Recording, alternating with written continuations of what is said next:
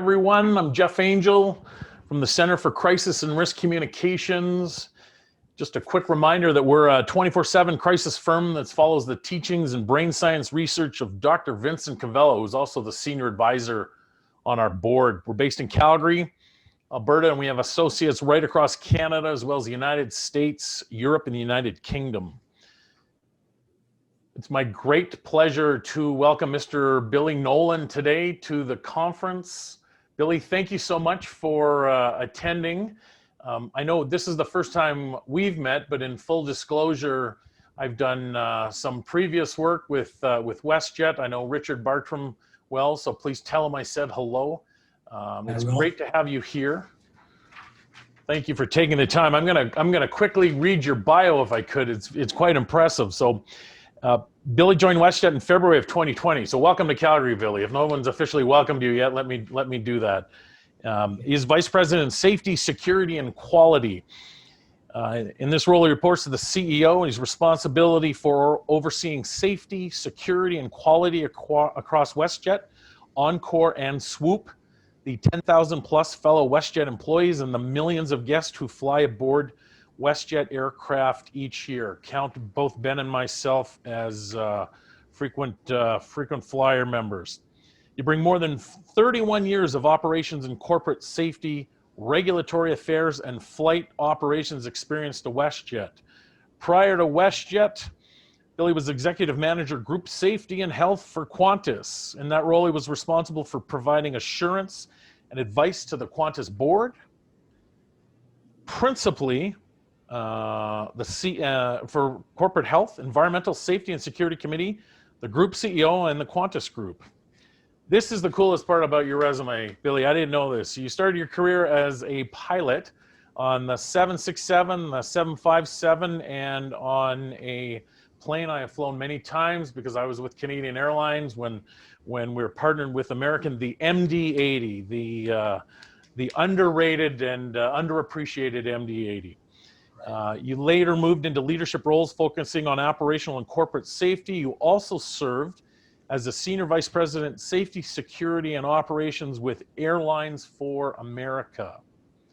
You collaborated with leaders across the airline industry, government, and other key stakeholders to enhance the safety and operational performance. No surprise, it says in your bio you have traveled extensively. Let me get out my shock face on that one. Anyway, it's my great pleasure to welcome you to our conference. Billy, it's my great pleasure to welcome you to Calgary. We will, I promise to buy lunch or have a coffee when you can fit me into your schedule. We'll do that socially distanced and appropriately. But thank you so much for joining the conference today. And we look forward to hearing your insights and an update on what's going on with WestJet. I know you've been in the news a lot, and as my partner Ben Morgan said before, particularly in Canada, one of the best brands and an organization that really exudes people first, customers first. So my great pleasure to welcome you, Billy, and I'm going to throw it over to you and continue a dialogue, and I know we'll have lots of questions here, so thank you so much for joining us.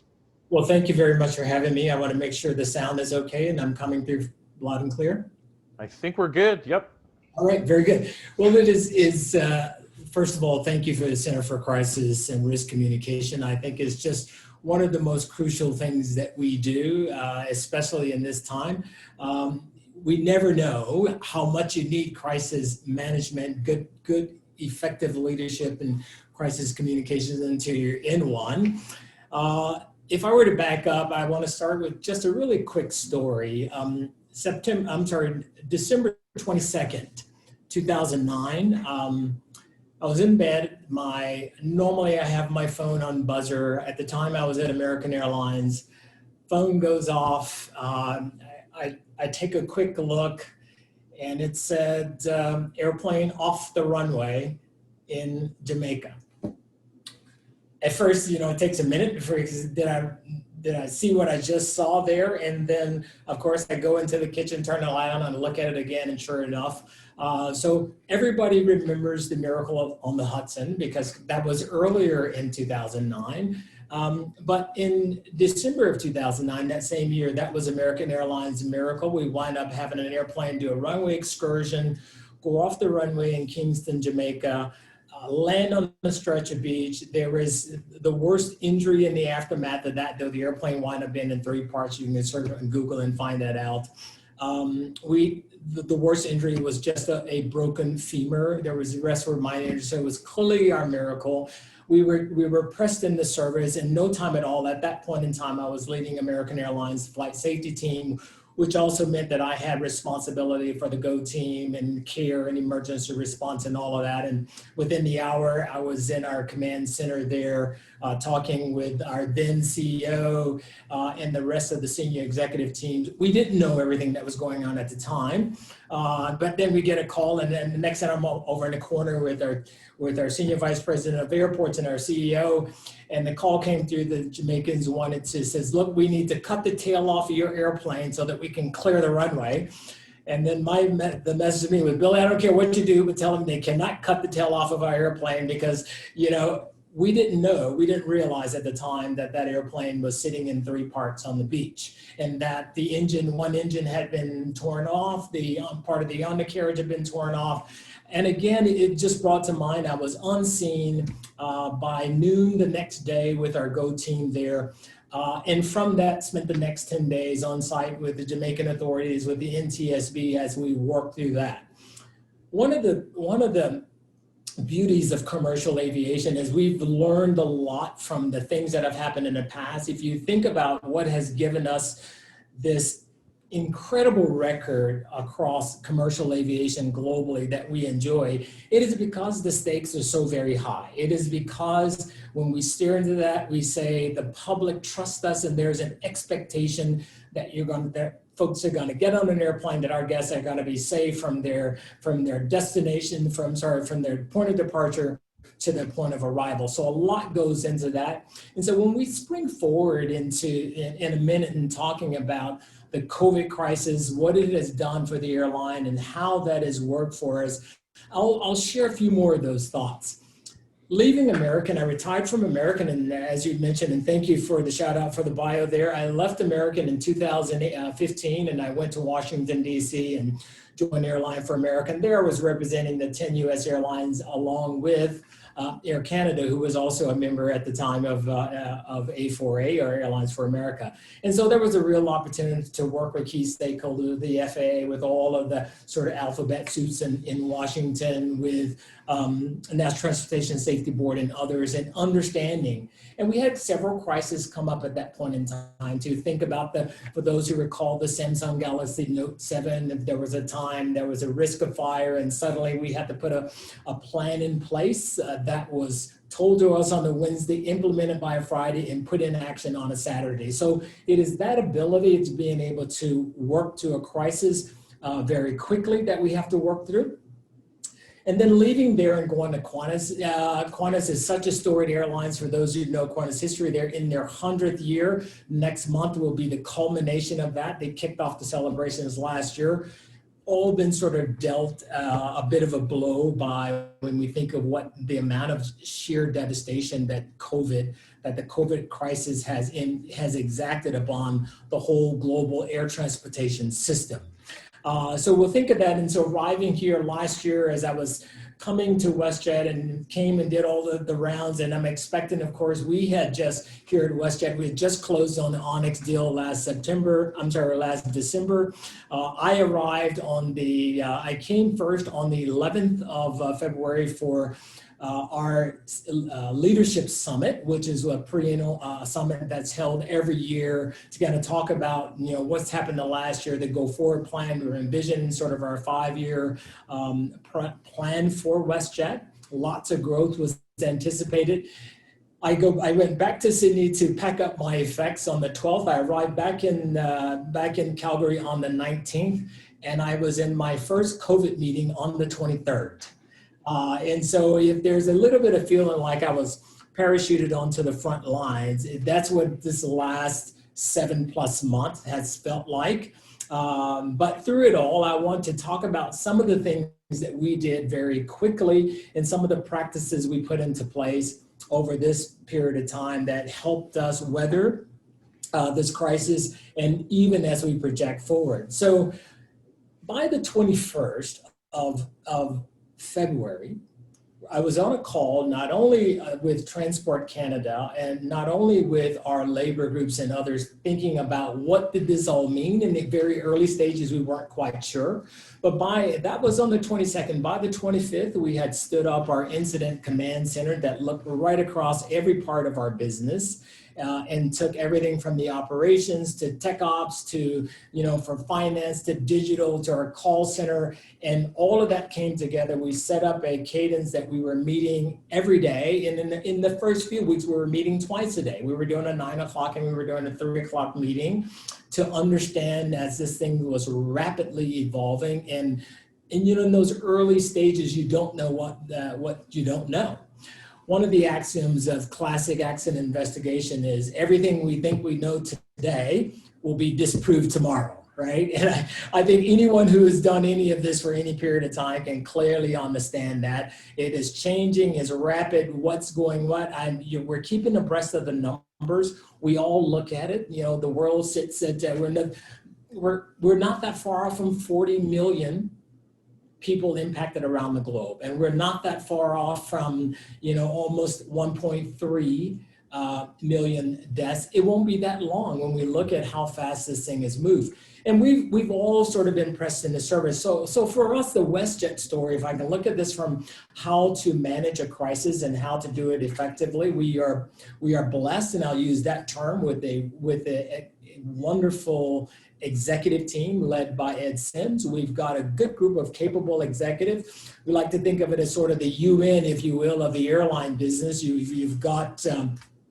folks who've come from airlines, whether it be at Southwest, others have come from elsewhere in the world. So all of that, having that together gave us an abundance of different thought around what we see, what we should be doing, how do we go about attacking this? Meaning on any given day, what was our response going to be? As we then progress through this, it started to become clear to us that we were not going to be able to continue, doing the same day-to-day operation. That is WestJet having a 200 airplane fleet. If you look across WestJet, Encore, and Swoop, and you look across what we were doing at the time, prior to COVID, we were roughly 70,000 guests a day across all of our flights. To take that and go down to something around the 10% mark, so to have only 10% of that flying, and roughly today we're back to about 25% of the public flying today, right? So, and a lot has happened over the course of this 7 months. It took a body of work to say, how do we then, number one, how do we draw down the fleet in such a way that we said, okay, how many airplanes do we park? We wind up parking 120 aircraft, meaning turboprops and jets. And being able to do that over a period of about 5 to 7 days was a pretty dramatic thing. We wanted to make sure, one of our leading things is let's not damage an airplane, let's not injure an employee, let's not injure a guest or a contractor as we go about the work of standing down our airline, or at least a significant portions of that. And so we had airplanes that, for those of you here in Calgary, you can see we got a lot of airplanes parked out on the taxiways that have been unused at the moment. We have airplanes parked in Edmonton. We have airplanes in Toronto. We have airplanes in Vancouver as well. All of that took just an incredible effort. All of that was managed again under the auspices of our incident command center. That again, we were in those times, we were now at a cadence where it was 7 days a week, 9 o'clock every morning, where we would get on a call. Of course, all the other calls are taking place throughout the day and all of the other interactions. Once we safely stood this, the portion of our fleet down, at one period of time, we had roughly 40 aircraft that we were flying down from the 100 and down from 200. And eventually we're back up to something to 60, 70 as we look to stand back up, part of the fleet. The next big challenge for us was, what do we do next? Then we start looking at things. So one of our first orders of business after ensuring that the fleet was secure was to begin to think about what are the concerns. Now, just yesterday, I was on a Financial Times seminar, attended a seminar yesterday. It was a virtual one, and they had some renowned experts talking about crisis, talking about how to, an empowering aspect of risk management. But what came out clear from listening to the panelists yesterday was around the notion of both perception and experience. So these are the two, they are not diametrically opposed, but when we look out to the public at large, and so we look out across, say, Canadians and say, what do you think? There is the idea, the perception of whether or not aviation is safe. And for those who are actually still flying, I count myself in that group, so I do get out and I do go fly, there's an experience factor. And so what the experience will tell you that the incident of spread is really low. And if you look at that, and there's been all of the science and all of the data is out there, but we're still battling that because, the Canadians have said, and globally, and rightfully so in some instances where we say now may not be the time to go fly if you can put off your travel plans. But it isn't something that we can do on an indefinite basis, right? We've got to find a moment at which we can say, how do we get the industry back in the air? How do we reinstill a sense of comfort, a sense of assurance that aviation is safe? I point back to in terms of just how we do it. So if you think back to 2009, if you think back in the aftermath of the Kogan accident, which happened in the US in 2009, out of that came a real big body work. Out of that came SMS, safety management systems that all airlines and airports have in place today. And out of that came fatigue risk management system. How do we look at fatigue? And so what we'd like to think of in aviation when we think of crisis management, when we think of operational control, is what kind of safety systems we have. Ours are what we would call systems of systems. We have systems in place. We are a heavily regulated industry, as everyone should be well aware. Not only are we regulated by Transport Canada, but we're also regulated by PHAC, and we also have other people in Labor Canada. So all of those things come into play in terms of how we protect three things. How do we protect our people? How do we protect our guests? And how do we protect our assets? And all of that is overseen in a regulatory framework. So we are continuously every day assessing hazards, and then we are risk assessing those on a probability and severity spectrum, right? Everyone is aware of that, I'm sure, on this call. If you tune into Crisis for this kind of a seminar, you know and you live and breathe this stuff on a daily basis, no matter what your line of business or your industry is. But I must tell you, every morning that I show up to work, one of my overarching thoughts is there anything that happened in the operation yesterday that should give me pause, that in turn I should either feed back to Ed Sims and say, Ed, this should give you pause, or across the operation? And it's not just me. None of this is ever a one man, one woman, one person show, right? It is a collective endeavor of looking at risk, whether it be looking at flight data, whether it be looking at operational report, whether it be looking at all the things that are happening, whether it be looking at inputs from PHAC, whether it be looking at inputs from Transport Canada. All of this comes together on a daily basis that says, what is our risk picture or our risk profile today? And that is something we look at not only, and it is not a snapshot in time, it is an ongoing, continuous basis, right? That happens across every part of the flying public's journey. It starts from the moment one calls to make a reservation, continues straight through to checking in at the airport, getting on a plane, flying, all that happens in the air, landing at a destination, getting your luggage, getting out and on to wherever you're going, right? And right across that entire spectrum, we in the airline business, and I mean that globally, I mean as in a global sense, are looking at what are the risks. And so now coming back to COVID, and what this has meant for us, we're still in this phase, if we can call it. We've gone through the drawdown, we're into this sort of stabilizing role, and we're not quite yet at that point of how do we stimulate demand, And how do we do that in a way that is comfortable to the regulator, that is comfortable to our public health officials, and we see that as a partnership, and that is most, first and foremost, it is comfortable to the flying public, because if they're not assured of that level of comfort, that level of safety, they just won't come fly with us, right? So we leave no stone unturned in our approach to continuous improvement. So a couple of the things that so what are the things that we've done as an airline to sort of meet this need? We started out looking at cleanliness, the early part of this journey around managing this pandemic and managing this crisis is, what we can do about the airplane. So we were already, airplanes are cleaned every day. WestJet does something called grooming that other airlines, our employees, part of their mission is cleaning the airplane. So you'll get on an airplane that's very clean, but we went a step further. We started doing, as many airlines are, we fog the airplanes every day. There is deep cleaning that happens every night. We give our guests antiseptic wipes or wipe down their space. We're doing everything in this area. We're providing all of those. We've minimized touch points. For a while, we had the social distancing going on. Now we have masks with 100%, with an expectation of 100% mask compliance, as is also expected by the regulators. So all of those controls are in place. So as I look out to the flying public, and this forum today is not, we are all professionals here, and we're all, sort of thinking about how we manage within our individual lines of business and industries, right? But there's still that element of how do we go back and reinstill trust. And so we continue, we are looking at testing regimes, where you say, what is out there?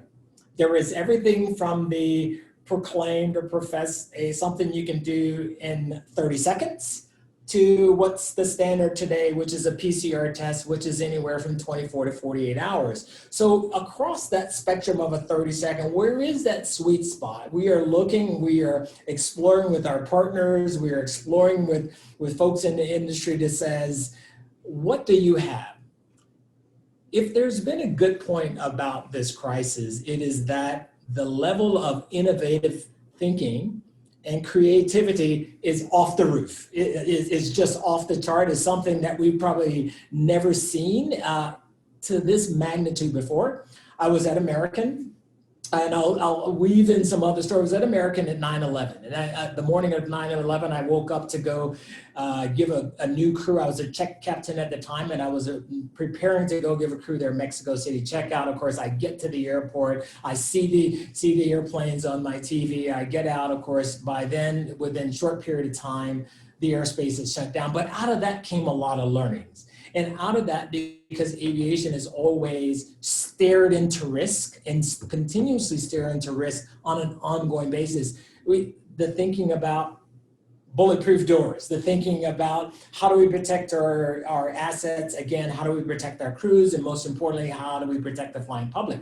Out of that became better controls around screening. Out of that came better controls around explosive trace detection. So all of these things have been the result and have resulted from crises that have taken place. But more importantly, it is our ability to pivot quickly, to understand what we know, and even better, understand what we don't know, and then set about trying to have a collaborative environment. So again, you can just allow ideas to come to the fore.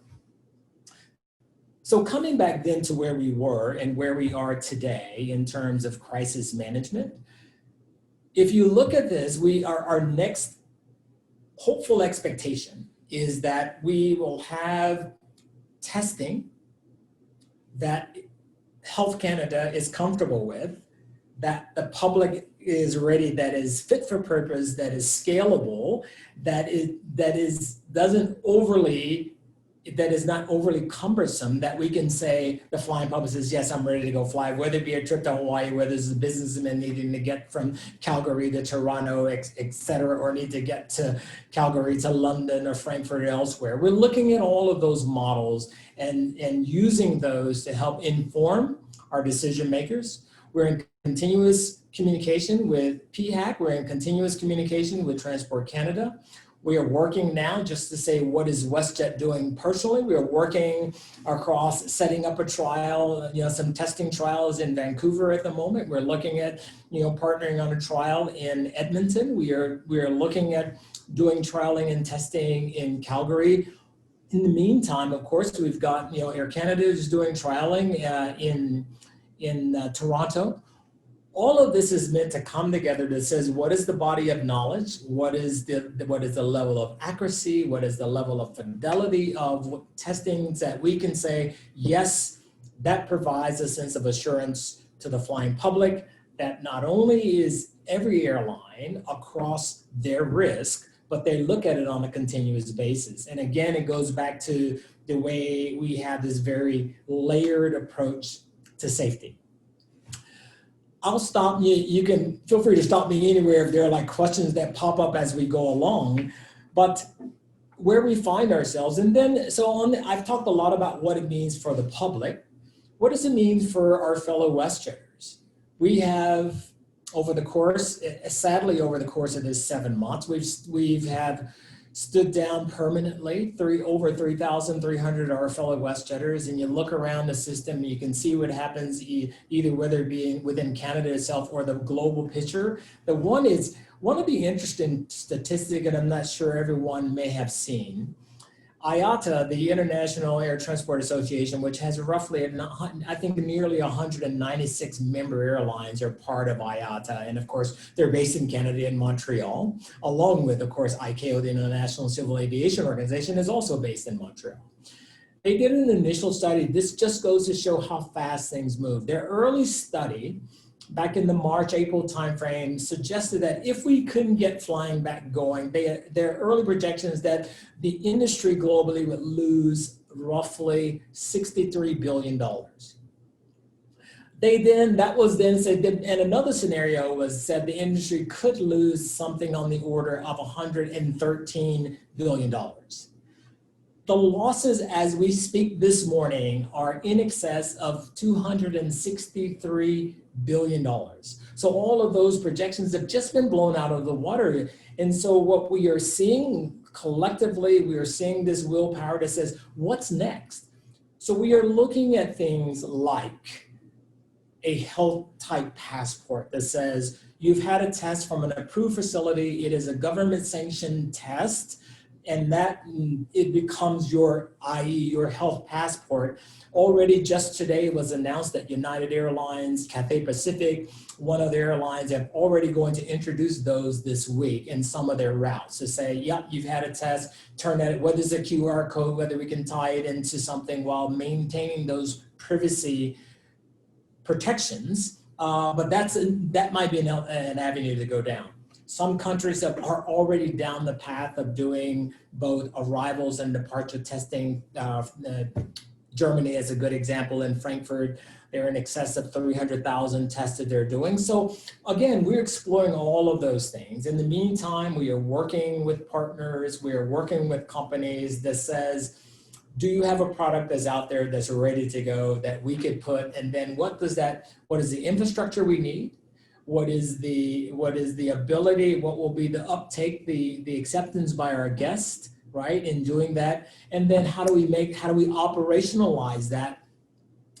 We are used to today of taking an airplane, let's just use a 737 that has roughly 150 passengers on it. And you can get that airplane is usually filled in about 20 minutes, we give or take.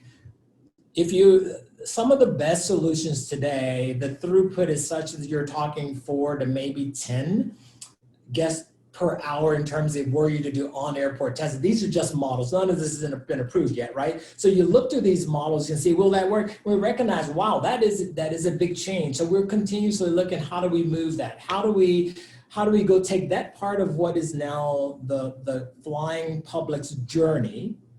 Is it a 1 day? Is it a 2 days in advance of their flight? Is it at the airport? We believe in trying to make that a choice proposition. So we are looking at that from every angle as we manage our way through this crisis. It is fair to say that we cannot get there by ourselves, meaning WestJet or Canada or an American or Delta. It is just impossible. It needs to be that hand-in-hand collaborative effort, again, with government, with health, with the provinces, working across and having just what we'd love to see is a really sort of harmonized plan that just flows across national. So every Canadian knows, here's what I need to do, here's what gets me there. So that's a little bit from a public perspective in terms of what it takes. I do want to just reinforce the one point that I think every airline, if they had this kind of an opportunity to address an issue, would say, when you look at where we are and you look at the layers that we have in terms of our approach to safety, we believe that you can't find a better mode of travel. Right. One of the things that was brought up on the Financial Times seminar yesterday was the most dangerous time in most of our lives is if we get into our car, right? If for those of us who drive, I know some take public transportation. That is the most dangerous period, going to work, going from work. We don't think about it. There are controls in the car, but the rest we don't really normally think about, right? And the risk is imminently greater. And what we say to ourselves, I run the biggest risk of going from downtown Calgary out here to the airport to come to work, and then I spend my day in a very, very ultra, and I want to press this, an ultra safe environment that continuously throughout the day, virtually 24/7, is looking at risk. We're required to maintain, you may know this, but I throw it out there anyway, we're required to maintain positive control with every one of our airplanes throughout the entire journey there. And so that doesn't matter wherever the airplane is in the world, you have to know where it is. You have to be able to act on a moment's notice, right? You have to be able to put a plan in place. You can't wait to I think, what will we do, right? That has to be instinctive. It becomes a mental memory. You instinctively act because these are the steps you must take in the very, in those precious, that first golden hour, if you will, as some like to refer to it as. But as we look forward, right, in this kind of, if I can look back, and I guess the last thing I would talk about, and I'll just open for questions. If I think about the lessons I learned that I've taken away, I have been a pilot for 41 years. My first start into the safety arena was in 1984, the Naval Postgraduate School, taking the Naval Safety Pilots course. Was my first sort of foray into safety and everything that goes into it. And that's been a journey. And that's 36 years ago, right? Of looking at this, of staring at this, and understand. So my takeaways from all of this across the arc of my own career, but across everything that anyone on this conference would be interested in is, and the last speaker spoke to it very eloquently, do you have a plan, right? I think in terms of, do you have a plan? What happens if it's too late, if you haven't thought about it? What will you communicate? One of the things that leaders can get so wrong, and I'm sure you'll hear it throughout the day, is to screw up the communication, which is why this is called the Center for Crisis Communication, right? If you screw that up, you can, you go from the hero to the goat in about 30 seconds. Right? Because you just miss the message. And we can look out there. We can look to see Boeing as a company I have the utmost respect for in their capability, but it goes to the messaging, right? And we look to see what we all do. So getting the communications right, how quickly that ability to stand up a command center and get that going very quickly is the leadership, the executive team of whatever organization you're a part of has to know that right away from the very top, something happens, we enact, or we activate, I'm sorry, is the word I was looking for. We activate our incident command center.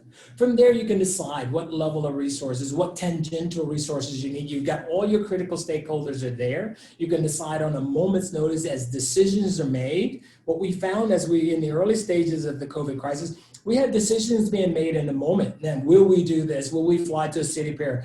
As we had to draw out of a city pair, all of those decisions, those are critical decision points that must be done, must be thought of. And in the meantime, in the aftermath of our meeting, there was lots of time to go back and do cross coordination. And we divided this into streams of work. We had our procurement team saying, Do we have enough product? We found that that was a very critical piece of our operation to ensure that we had personal protective equipment for our, first and foremost for our crews, for our guests, for our operation in the airport environment. Now you see plexiglass everywhere. It took the world a while to go source enough plexiglass. And whoever knew that there was this much plexiglass out there to be found. But it just goes to show how innovation works. But that level of communication, the level of engagement, and the level of collaboration are the keys to success for any company. I'll give you a quick anecdote here, and then I'll stop for Q&A for questions. I was at Qantas, and they do things remarkably well in some senses in the same, and I took great comfort coming here to WestJet because we had that same kind of intensity and approach to it that Qantas had. There was an event, they called together what's called a crisis management team, they call it there, activated very quickly. There had been an escape in some of the PNR data from one of the suppliers there. It was from a center that was offshore, meaning offshore of Australia. We wanted to understand how quickly, what was the magnitude. It turns out there were about a million compromised records that had some potential for customer and guest information to someone to have taken that, whether it was malevolent or whether it was to do cold sales calls, who knows, but it happened. And then we wanted to understand what was the impact of Qantas. So it took us a period of about 3 days of working not only across Qantas, but working with the reservations provider to get to the bottom that says, what was the scope, right? You just got to understand what's the magnitude. Now, COVID is all encompassing. In that case, with that one, that was just a very small one, but we started big and we drilled down pretty quickly.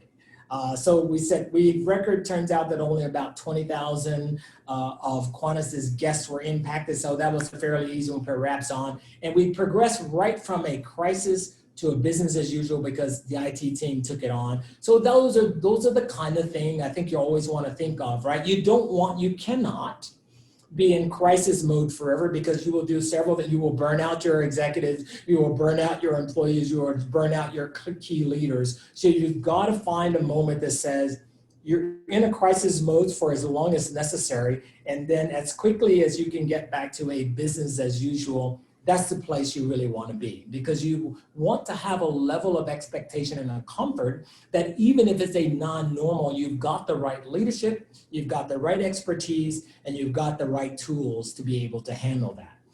The other thing we found, and a lot has been talked about this month from a mental health and well-being, one of the second major findings out of this panel that I was on yesterday was around the level of angst, anxiety, and well-being, not only across globally in the corporate environment, forget airlines for the moment, right? And so how we manage that, right? People, today I've got a job, tomorrow I don't have a job, I think I can fly, and what does that all mean? And then what does it mean for the people who are left behind? Sometimes there's that sense of guilt there, right? Oh my goodness, I'm here, but others aren't, right? So weaving that into our picture, all crisis is not outwardly facing. You've got to be able to look internally that says, how is the executive team? So all of these things for us to think about.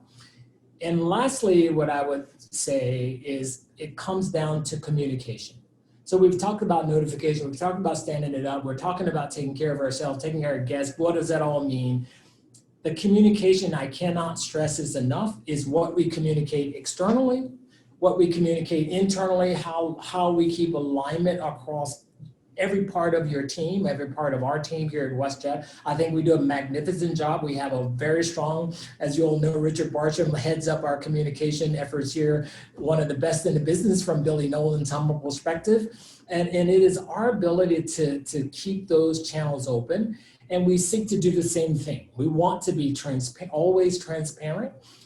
We may stub our toe, so there's no perfection in any of this business. So I'm not going to sit here and tell you that there is, right? But we will do our best, level best, to be as transparent as we can be. And I think that is the crucial piece. If you communicate right and people they sense that this is truly authentic communication, and I am getting this straight, that becomes a real good point because it will take that to reestablish this public trust. And that's been a little bit of WestJet's journey. And I'll just pause there and we can take interaction.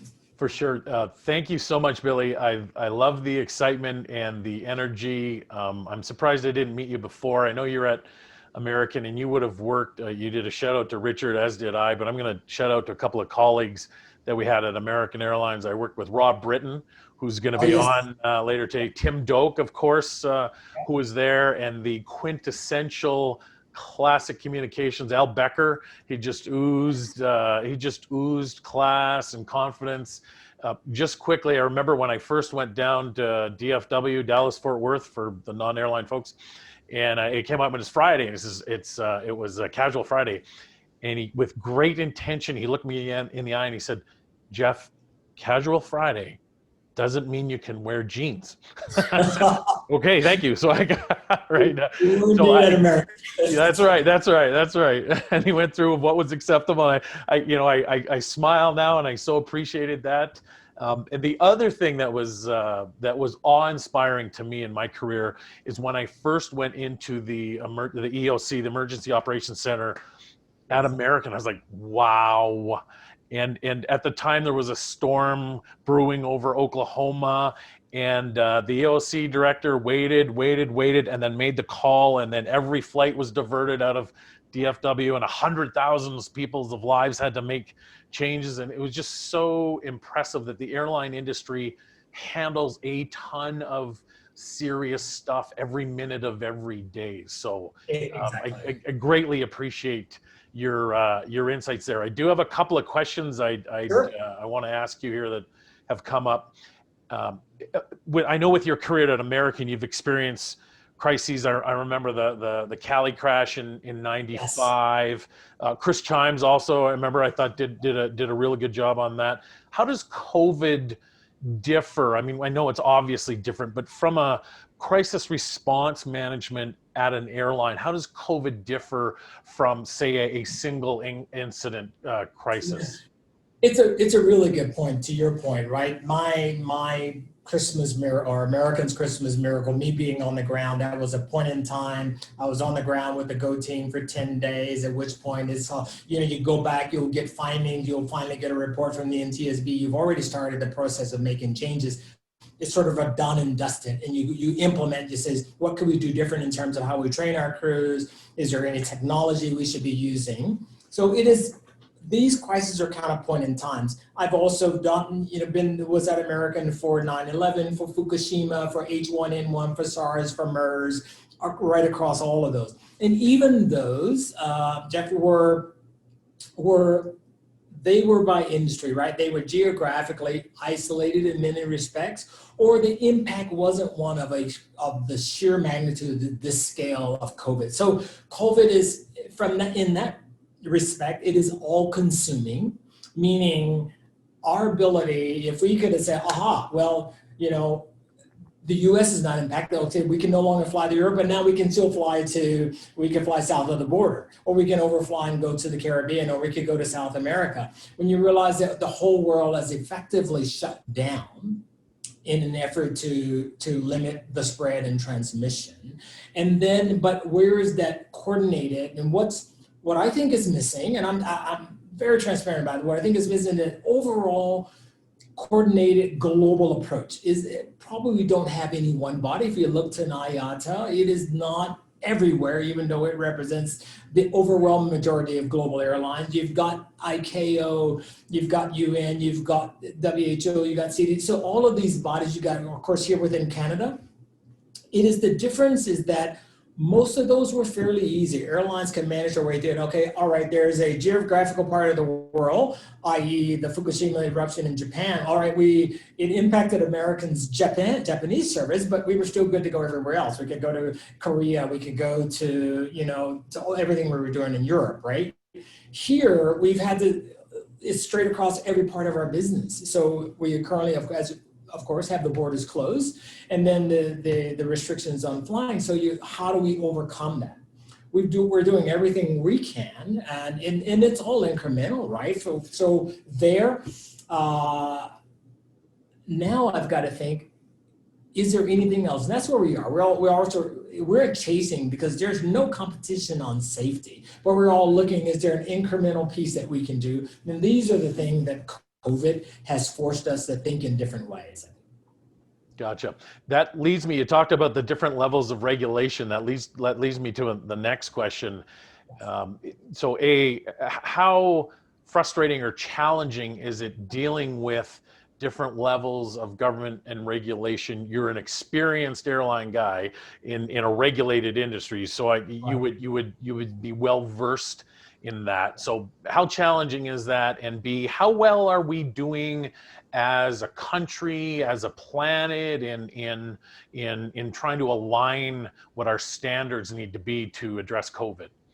Yeah, and so it's an excellent question and an excellent point. If you look out there, we've got an ICAO model that they put some guidance in place. So we get things where we have guidance that's different from regulatory right standpoint. Thou shalt do thus, right? Right. When Transport Canada it's not an FAA airworthiness directive. The FAA, exactly. Right. It's a shall versus should and a must versus may. Those kind of situations. But what we are firmly committed, and what we find that the regulator wants as much as we do for the flying to be there. Again, everyone recognizes what is that safety environment, that safety envelope looks like, right? When we think of an airplane from a pure aerodynamic standpoint, there's always what's called the edge of the envelope, right? And so we're trying to define what's inside the envelope that gives the regulator, in this case, both the transport regulator and a health regulator, a sense of comfort that there's safety. What we would add to that is, don't think of it as a point in time, because this is indeed an industry that does all of these other things. Everything is it would be the equivalent of having 10 quilts on in winter, right? you take one, but you've got 9 more, right? We think of all these sort of layers, but our relationship is a good one. And our goal throughout all of this, and especially throughout the COVID crisis, is to ensure that we are connected and aligned where we can be. We will certainly try to find a common understanding and see that we have a common framework that says, what does good look like? What does great? What are we trying to achieve? What is that outcome? And then can we get there, and what will it take? And when we have that kind of clarity, and we can keep those lines of communications open, we do it well, I would say, from my perspective. Again, I'm speaking as Billy Nolen right now, is I'd love to see a more harmonized framework so that you don't have to sort of fight this on a provincial basis. And I think the provinces are doing an excellent job. But I'd love to see a framework for all of Canada that says every Canadian knows, no matter where I understand, here's what I can do. And I've got just a common understanding of what I need, whether it be testing, whether it be isolation, et cetera. And then to say, one of the things is worth staring into is what are those milestones? What will it take to have that level of comfort? What does it mean? What do we have to demonstrate? So we can say, okay, we have cleared that hurdle. We can begin to unwind things in terms of the restrictions. So those are the kinds of things we look at. I look across, I think they're doing some really good things, I say good, across continental Europe, because they are trying the EU states, EU countries are trying to put that common framework. This is what it's kind of started. Germany has taken on a really strong role here. The UK should be announcing within days what their framework will be, just around, say, their quarantine period. Are there things that they could do, right? So we're looking to say, are there best practices that we can use as we talk to the regulator, as we talk to whether it be transport, whether it be at the government level, whether it be a conversation that Ed is in or we're in with our partners or airports, so that we're all speaking the same language, we're all vested in the same outcome, and then we can find a roadmap that gets us there. Thank you for that perspective, Billy. I want to squeeze in one last question. It relates to technology. You would have seen tremendous technological enhancements and improvements over your career, certainly as a pilot and even in the position you hold now. We had an earlier guest, Dr. Mario Hardy, who is CEO of the Pacific Asia Travel Association, PATA. He spoke to the hope that technology would digitally would be able to have medical records and stuff, not so much on the paper side, on the digital side. Do you see that coming from where you sit, and is technology something that we should be embracing and looking forward to help fight COVID?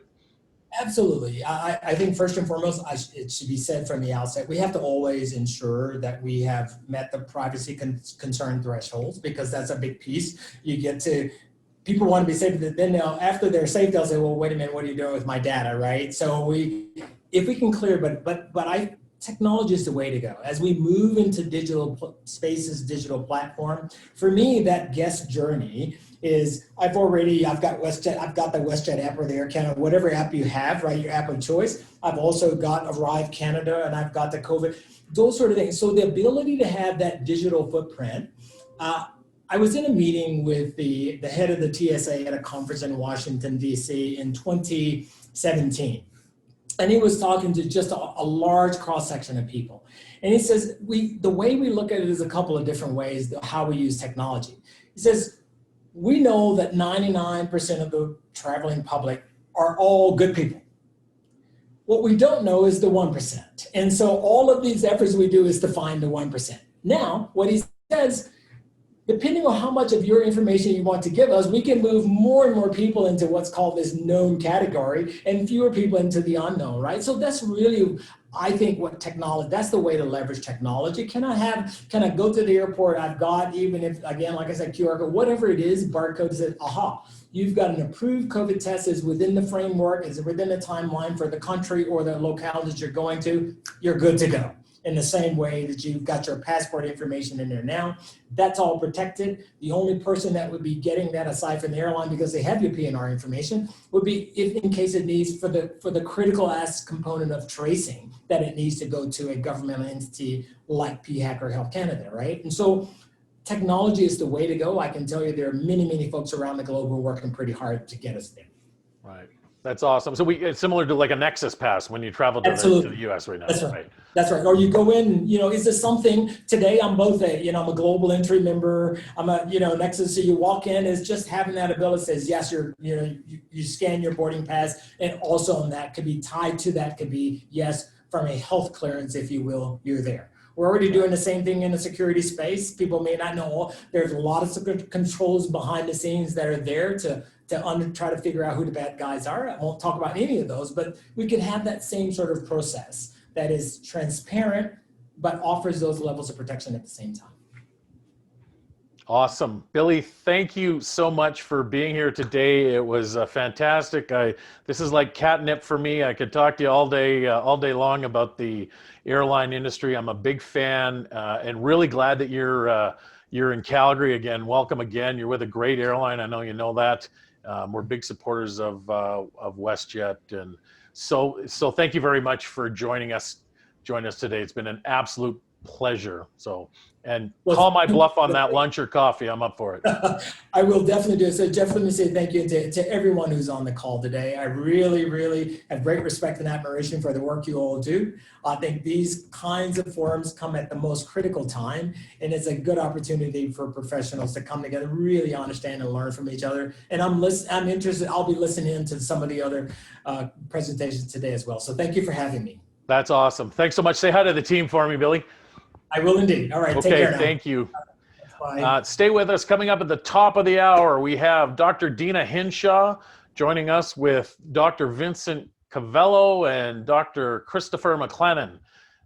They'll be at 12 o'clock Mountain Time, 2 o'clock Eastern Time, or wherever you are.